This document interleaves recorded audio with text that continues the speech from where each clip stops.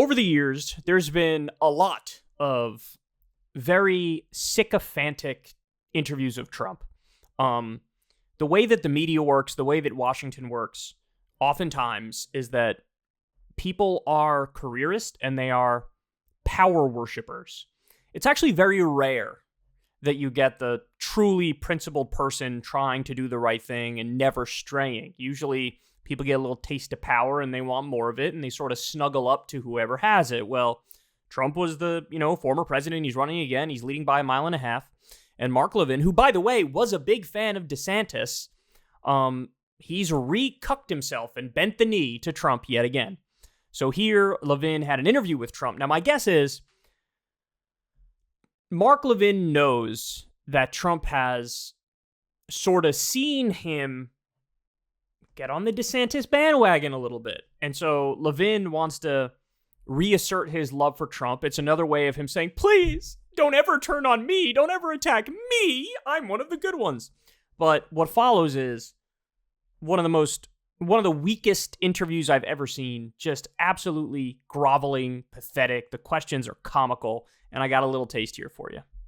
I'm not Andrea Mitchell, as you can tell. I'm not Maggie Haberman. I'm not here to play games and tricks and all the rest. You have a book that's coming out that's a fantastic book, Letters to Trump. Throughout your life, throughout your career as a businessman, you're on TV, politics.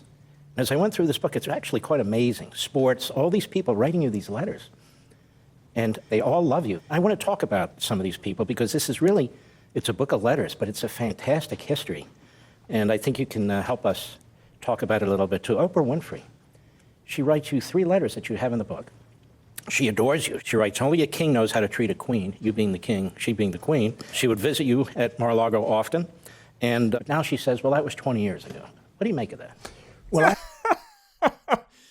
Sir, let me do his whiny little weasel boy voice. Sir, all these people really seem to love you. You got Oprah, you got Jack Nicklaus, you got all these famous actors and celebrities, sir.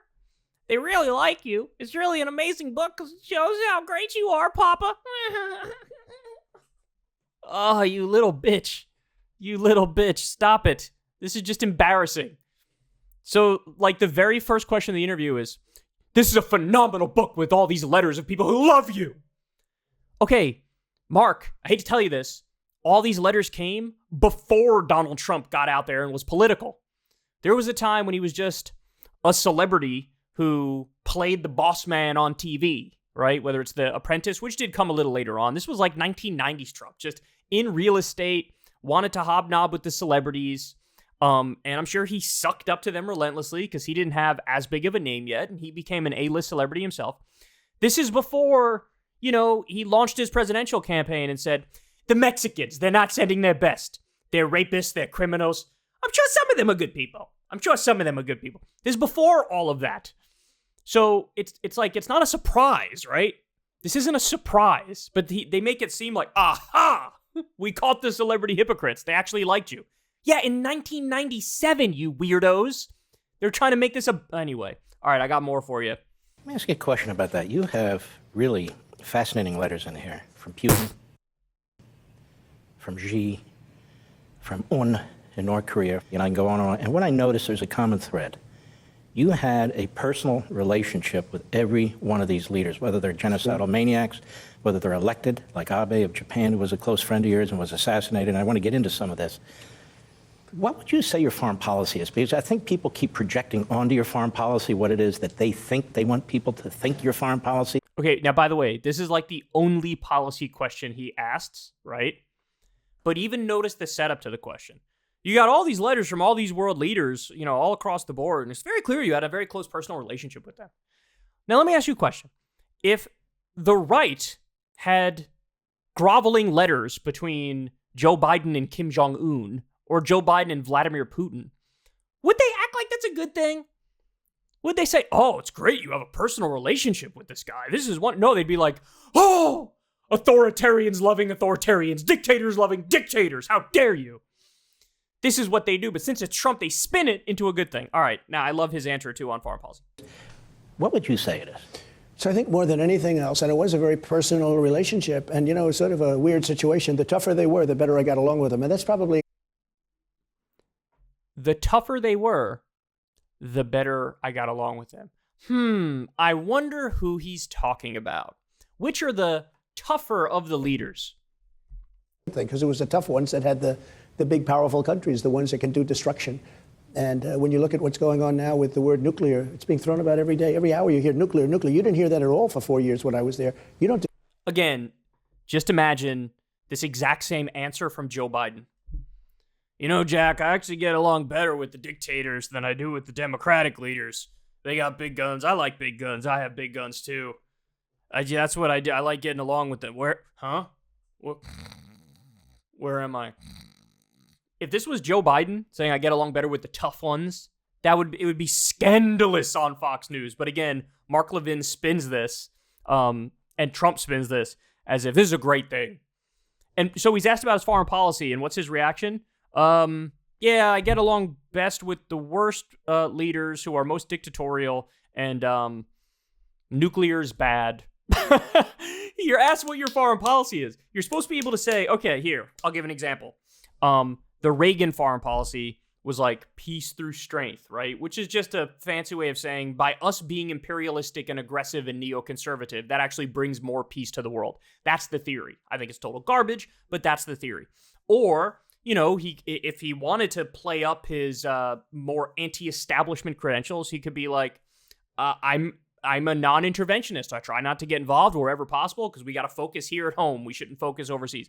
Instead of saying that, he basically says, I get along best with the dictators, and also nuclear is bad. What? I'll let this rock just a little longer. Hold on. Just that word. That word is a bad word. A bad word, Mark, because the power is so unbelievable. This isn't a world war. This is the end of the world. I don't call it World War III. I call it the end of the world. And we have... Okay. He always makes this point, but he doesn't tell you. He tried to upgrade our nuclear weapons. So all this, nuclear is really bad, bro. We should... Has anybody seen this nuclear weapons thing? It's crazy. Why do we even have these things? We should get rid of these things. You did the opposite. Now, some people might hear, hey, upgrading our nuclear weapons doesn't sound like a bad idea, right? Why would we still have technology from like the 1970s or whatever? But the fact of the matter is, our nuclear weaponry, it's all on floppy disks. Now, that might sound outdated and everything, and it is outdated, right? But if you update it, you put it on the internet is hackable, and then you run into more problems. And also, by the way, I just don't want to spend billions of dollars on weapons of death. At the same time, we got like poisoned water all over this country. We got the water's polluted all over this country. We have infrastructure that's crumbling everywhere. We have people without health care. I'd rather spend the money on that, right? But he does this. Nuclear is really, really bad. Let me tell you, it's terrible. Then why were you trying to upgrade the nuclear weapons? You weren't trying to do some new treaty that would limit nuclear weapons all around the world. Quite the opposite. That have no idea what they're talking about or what they're doing. I look at now what's happening with Russia and the United States. They just grabbed a reporter, which is unheard of. They're holding now.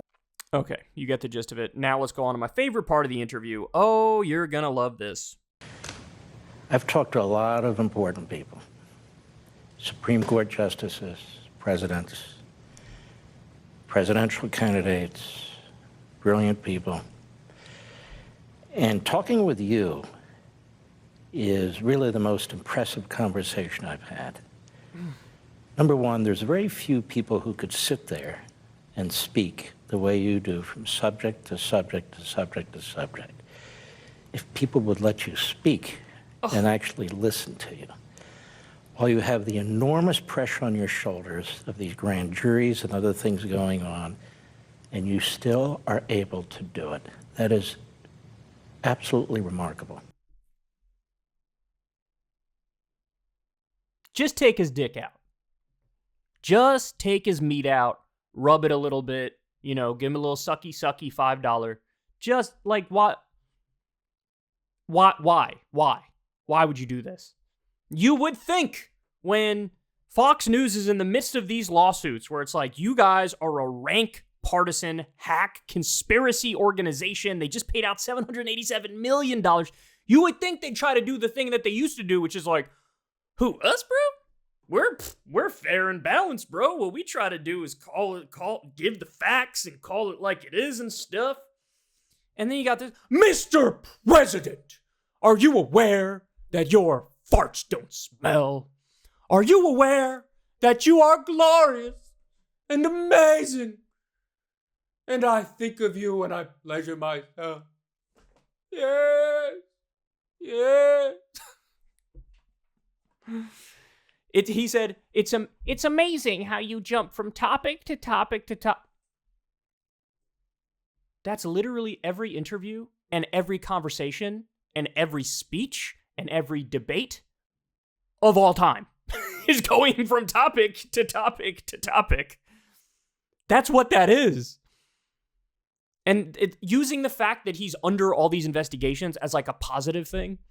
Oh, it's so brave of you to exist while you're being investigated.